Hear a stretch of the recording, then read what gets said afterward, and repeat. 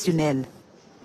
Et le Conseil des ministres s'est tenu ce mercredi 21 mai au Palais de la République. Le compte-rendu officiel a été présenté par le ministre porte-parole du gouvernement, Moustapha Ndiaye. On l'écoute. Bonsoir. Le président de la République, son Excellence Bassirou Diomaye Diakhar Faye, a tenu à lancer un appel solennel à l'ensemble des acteurs politiques et des forces vives de la nation pour une participation active et réussie au dialogue national sur le système politique qu'il ouvrira officiellement le 28 mai 2025.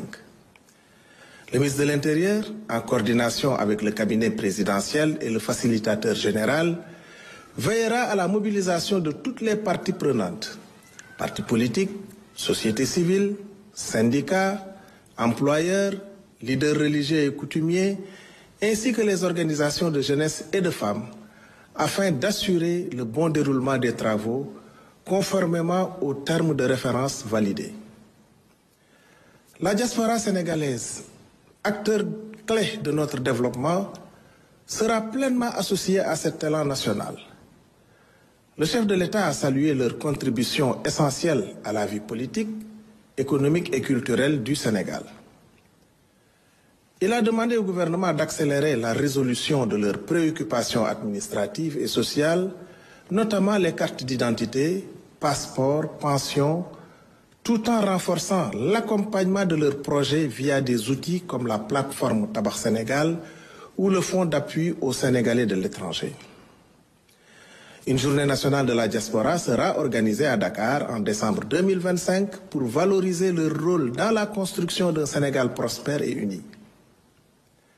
Sur le plan économique, le débat d'orientation budgétaire à l'Assemblée nationale avant fin juin 2025 devra présenter la nouvelle stratégie de l'État en accélérant les réformes pour une transformation durable.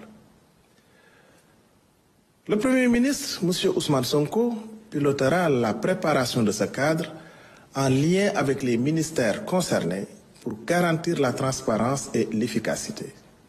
Enfin, le président de la République a insisté sur l'organisation du Forum Invest in Sénégal prévu les 7 et 8 octobre 2025 pour attirer les partenariats win-win et sur la campagne de commercialisation de l'anacarde où le gouvernement devra mobiliser tous les moyens logistiques et sécuritaires tout en soutenant la transformation locale pour relancer cette filière stratégique.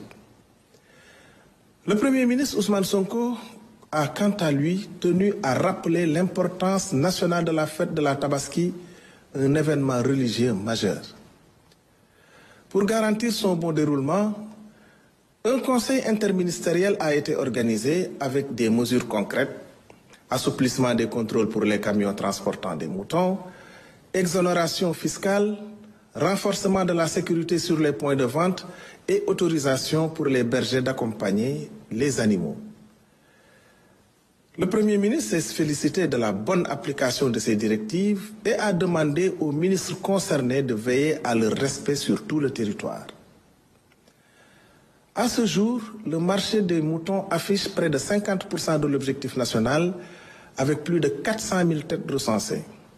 Les points de vente sont bien aménagés et les marchés de l'oignon et de la pomme de terre restent stables. Le gouvernement agit aussi pour la solidarité nationale avec des aides financières destinées à des milliers de ménages vulnérables afin que tous puissent célébrer la Tabaski dans la dignité. Enfin, le Premier ministre a fait le point de sa visite d'amitié et de travail au Burkina Faso, riche d'échanges fructueux avec son homologue burkinabé, le Premier ministre, M. Rim Talba Jean-Emmanuel Ouedraogo, et d'une participation remarquée à l'inauguration du mausolée du président Thomas Sankara, figure politique d'envergure et héros du continent africain. Il remercie chaleureusement le peuple ami et frère du Burkina Faso pour l'accueil qui lui a été réservé. Je vous remercie pour votre aimable attention et vous souhaite une excellente soirée.